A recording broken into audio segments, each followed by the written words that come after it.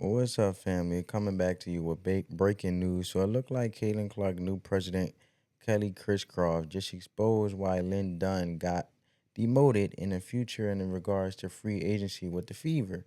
I'm telling you right now, Kelly came in not playing no games, man. She just wrapped up a press conference letting the world know why Lynn Dunn is not the GM anymore, why they added Amber Cox, and the current update on the Kelsey Mitchell situation. And something I did not know is that Lynn Dunn actually helped draft Kelsey Mitchell. Could be the reason why they brought her back to secure Kelsey Mitchell and to secure the Indiana Fever backcourt. But as of right now, we don't know. But I'm telling you right now, she sounded very confident in Kelsey Mitchell coming back and being there to help grow this Indiana Fever with Caitlin Clark, guys. And with all that being said, I'm done talking. I want you guys to check this out. One on Zoom from Howard Megdal. Then we'll go back to Dave Calabro in the back. Howard, go ahead. Kelly, welcome back. I have two, if I can. First one is just, you mentioned Amber, obviously, and you both have a significant amount of experience, not just on the business side, but on the basketball side. I'm sort of wondering how the rubber hits the road, what that looks like together. And the other is you talked about two, maybe three foundational players. I would imagine that third being Kelsey Mitchell. You can just kind of take me through where and how you think that negotiation is likely to go. Okay. Yeah. So, Kelsey, I'll start with Kelsey Mitchell. She was a player that was drafted in the last group that I was part of. So Pokey Chapman was our coach and GM.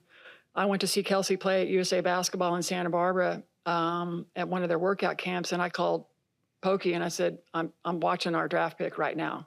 She's she's going to be a star. This player. She's going to be a dynamic guard for us for years to come." So, we wouldn't be where we are today without Kelsey Mitchell. She's clearly a very foundational piece. She's got 7 years of being in and out of this building. She went through a lot.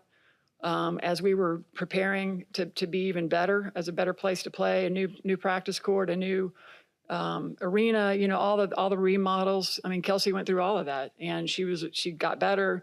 She never put her head down. She kept playing hard and did everything she could. So she's extremely important to the success of the future. We intend to, have lots of conversations and make sure she knows that, but I think she does know that. And look, Amber and I, we're both, as general manager, she's going to be doing a lot of the day-to-day groundwork. For me, we're both going to be talking to agents. We're both going to be talking to the team. We'll be making those basketball decisions together, but, and certainly have our scouts out and making sure that we're covering what we need to cover. But That was Kelly, man, speaking about the Kelsey Mitchell situation that I stated before. Judging off what she said, it seemed very clear to me that Kelsey Mitchell will remain an Indiana Fever through the duration of her contract and possibly her career. I want you guys to check out this next clip. Check this out. I think being a part of the first 18 years and building the franchise from the beginning gave me a lot of inside institutional knowledge. 6 years on the NBA side, to be ready for this moment, to leverage all that experience, and certainly look at this as a new business. There's a huge amount of gratitude, I would say, to Lynn Dunn and to Allison Barber for everything that they did to kind of stabilize and get things pointed in the right direction as well. Those are some tough years. You don't get two number one picks in the draft by having a great team and great years. You go through some peaks and valleys. So I really feel like we're poised and we're set up for a great, successful next era of Fever basketball. All right, thank you, Kelly. We'll start with questions in the room. Tony on the stars. Kelly, you said you weren't, super sure that this would even be an option for you. When did this come together for you, and what was the process of getting you from Pacers back to here? Yeah, first of all, I would talk to Lynn quite a bit. I would say she would text or call me all the time. Being in management, going from coaching into management, and we had a lot of, how did you do this, or how would you do that? And so there was a lot of conversation. Probably towards the end of the Fever season, we had a casual conversation. Allison had told her she was going to be leaving. And she said, hey, well, would you think about coming back and being serve as the leader and help us get pointed in the right direction and keep this thing going? And it wasn't something that I had to really think about it, because for me, the first 18 years about killed me. When you're trying to keep the business going and trying to keep the team moving in the right direction, I take a lot of pride in really how we operated and the success that we had. So I had to really think about it. But we brought Lynn into the conversation and had a really good discussion about what would that look like, and then how would that leadership group look like. So it's great to be sitting here at this point, and also being able to join with Amber Cox, who you guys will meet at some point. Well, there's that family. In this clip, she spoke about Lynn Dunn, and she actually spoke highly about Lynn Dunn, being a part of the rebuilding process, all the things that Lynn Dunn has done thus far to land them 2 first-round draft picks, get this thing up and going. But she did state that her and Amber will be taking the GM role. Now, and I don't know if they're not feeling comfortable with what Lynn Dunn has done thus far, but as of right now, she stated her and Amber will be dealing with agents in her player relations, bruh. Let's roll another clip in regards to what I want to show you guys, stemming off of that, or, adding to that. Dave, then we'll go with Pat.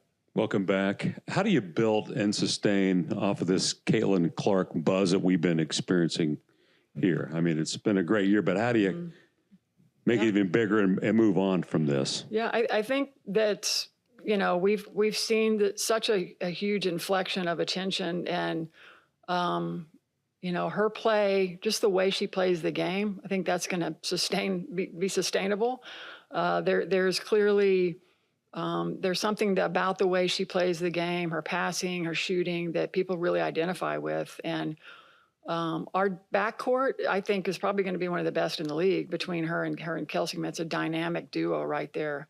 But I think we're going to work at it. We understand. I've been through this, not to this level, but we've had points where, incremental points where we've had, the tide lift a little bit and then go back down. So, we're going to work at making sure that we capture all the opportunities to make sure these fans are important to us, that we want to sustain the growth and the interest level in the franchise. I mean, this is about the Indiana Fever.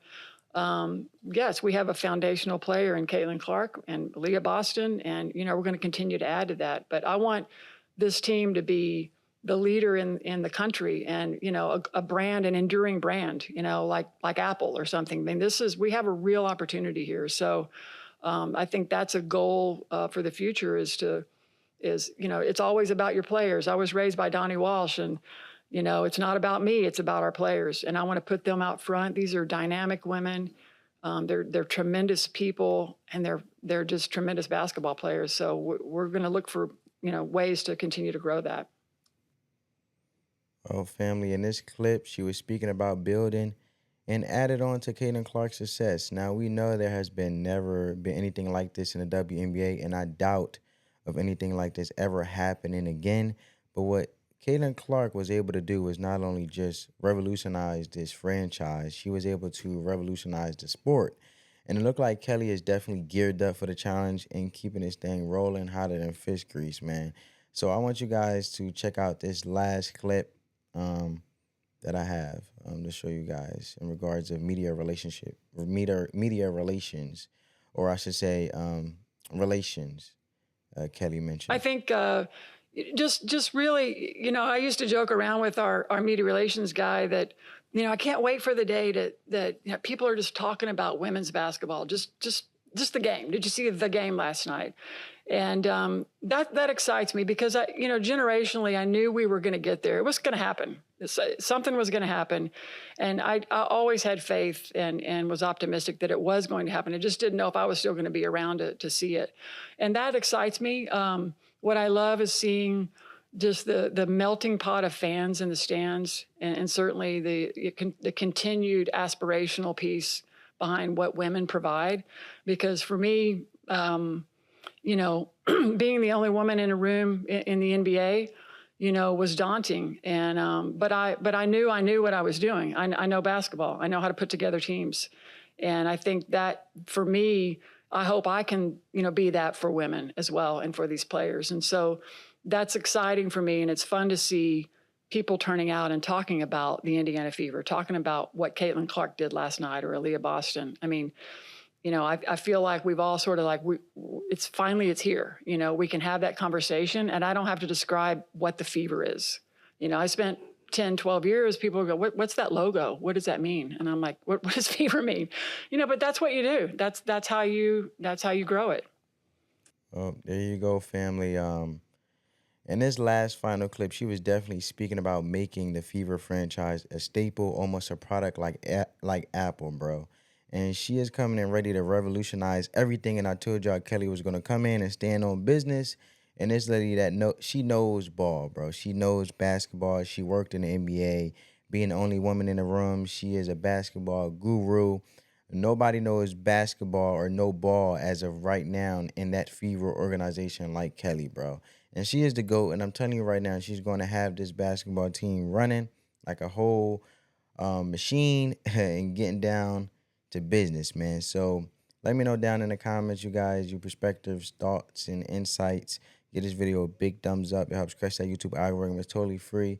And if you're already a part of the family, I appreciate you for rocking with me. And if you're new, come join the family. On that note, family, as always, peace.